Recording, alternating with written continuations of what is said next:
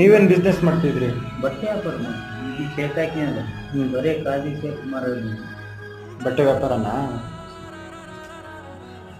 ಬೆಳಿಗ್ಗೆ 2 ಗಂಟೆಗೆ 4 ವ್ಯಾನ್ ಹೋಗೋವು, 2 ಗಂಟೆ ವಾಪಸ್ ಬರೋವು. ದಿವಸ 50-60 ಸಾವಿರ ವ್ಯಾಪಾರ. ಬಾಸ್ತಿ ಹೊಡಿತಲ್ಲ, ಬಿಡಿಸಿ ಮಾಡೋದು. ಮಕ್ಕಳು ಎಷ್ಟು ಜನ? ಒಂದು ಬಂದು ಒಂದು ಹೆಣ್ಮಗು. 1 ಕೋಟಿ ರೂಪಾಯಿ ಮನೆ ಇದೆ.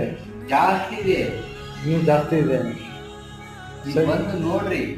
ಸಿಟಿ ಒಳಗೆ ಇಲ್ಲೇ ಬಾಪೂಜಿನ ಹಾ ಹಾ ಊರಿಲ್ಲ, ಇವ್ ನೆಡ್ಕೊಂಡವ್ರು ಇಲ್ಲೇ ಡೌನ್ ಆಗಿದೆ.